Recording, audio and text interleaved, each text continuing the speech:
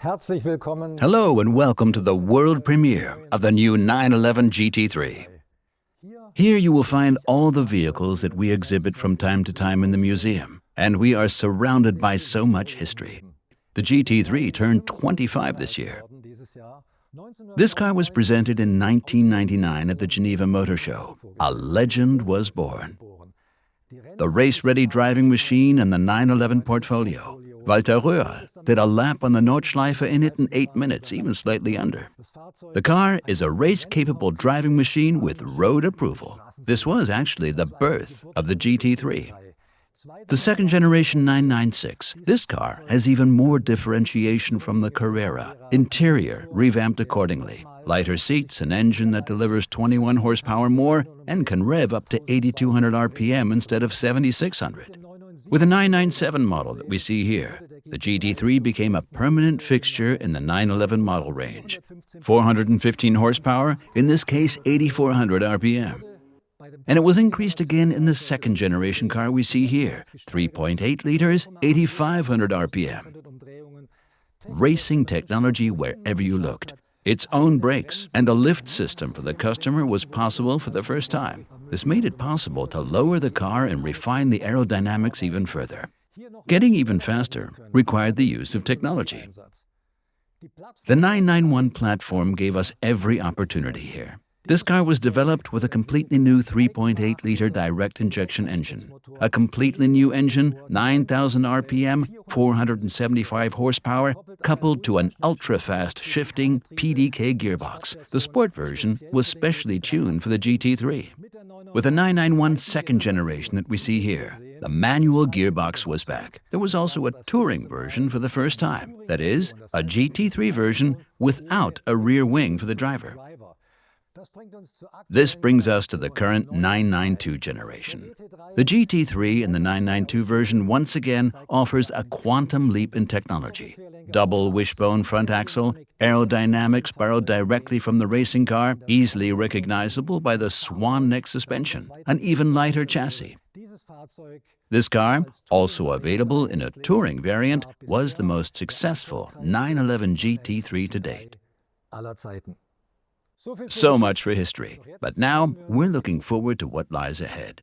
It was not easy for us to make an almost perfect car even better. That is why we have had an extensive dialogue with our customers, and the result is here, the new 911 GT3.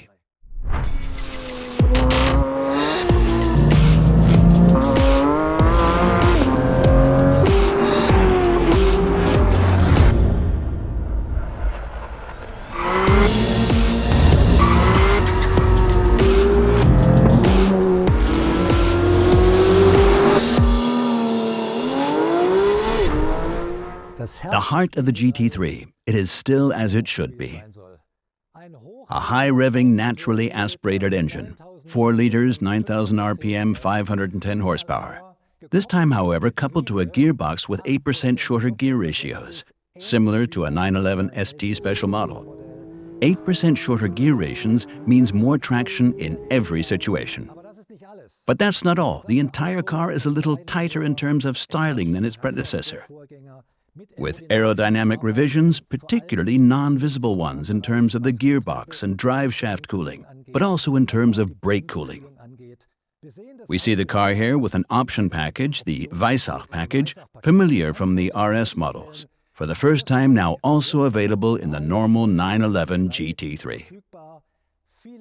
Many carbon elements. It starts with the air blades in the front, and it continues to the mirrors, the side blades of the rear wing, and finally the interior.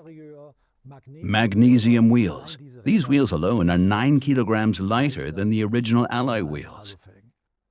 So, now we know what it looks like and what it's got inside. But most importantly, how does it feel? The sound, the driving pleasure. Amazing. It's unbelievable how the car works. Ultra precise. The 8% shorter gear ratio is definitely great on tight and winding sections. This makes it even better in the perfect engine speed range, especially in terms of the shock platform. Here in the curves too, The car absorbs waves really perfectly. Another huge step forward, especially with the brakes. You can hardly notice any pitching movements. This is big-time stuff here. Jörg is in his element in the car.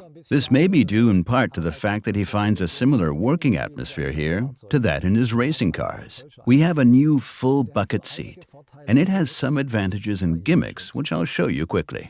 As soon as I'm on the track, as Jörg is at the moment, I wear a helmet for safety and for regulatory reasons.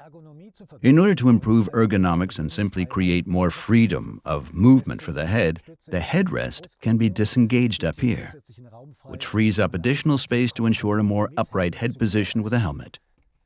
The seat is also foldable. By pulling a loop here, the backrest can be unlocked, folded forward, and the loading situation for the driver is much improved. Clear advantage over a fixed shell. Otherwise, what we see in the interior is the elements of the Weissach package. Race tags on the dashboard. We have a carbon interior door handle. We have a lightweight door panel with a luggage net here. What a car. But that's not all. For the first time in the 25-year history of the 911 GT3, we are presenting two variants of the GT3 at the same time. Let's set the stopwatch aside. Let's turn to winding country roads. Let's turn to the customers who like to drive on Sundays just for fun. And for them, the GT3 with Touring Package is just the thing.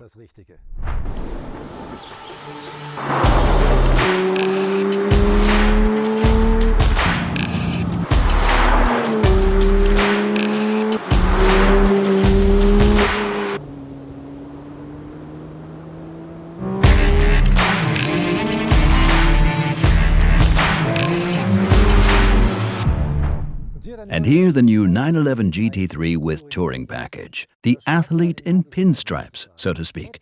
Slightly more discreet than its winged sibling. It's still just as track-worthy, but this is more of a driver's car. 510 horsepower, 9,000 RPM on the engine side. In this case, Touring is standard with 6-speed manual gearbox, and optionally also with a PDK gearbox. We interviewed a number of customers, and there was always one topic that came up in particular. Please give us a 4-seater with the Touring. We have a rear seat system that can be selected as an option. Those who want the car even more sporty, even more purist, can choose the Leichtbau package. It is very similar to the Weissach package, including magnesium wheels that significantly reduce weight, but also includes other features around the car. We use leather, partially embossed leather on the dashboard, and we use textile inlays as seat center surfaces. The new 911 GT3 with Touring Package. For me, it's the perfect new 911 for country roads. And not just for me. I think Walter Röhrl feels the same way.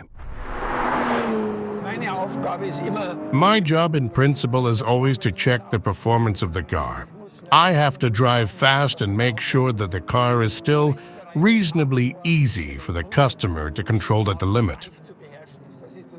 That's what matters to me. The new steering is just as direct as the old one, but less nervous coming out of the zero position. It's very important that the seat holds my body, so that my hands are free just for steering.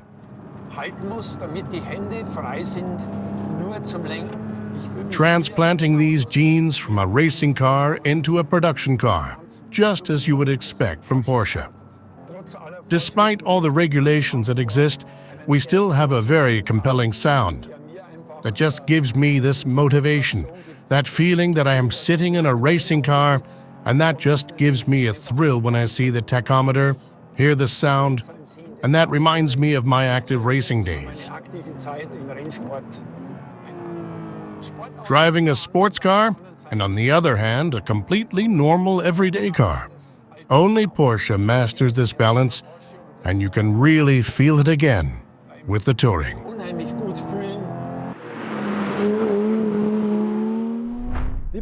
Dear sports car enthusiasts, it's a special moment for me too. The simultaneous world premiere of two GT3 models.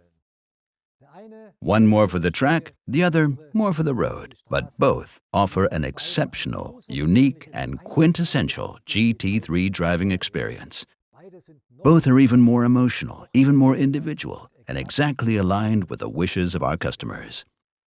For more information, please visit Porsche.com or the Porsche Newsroom. I thank you for your attention and bid you farewell. Many thanks and goodbye.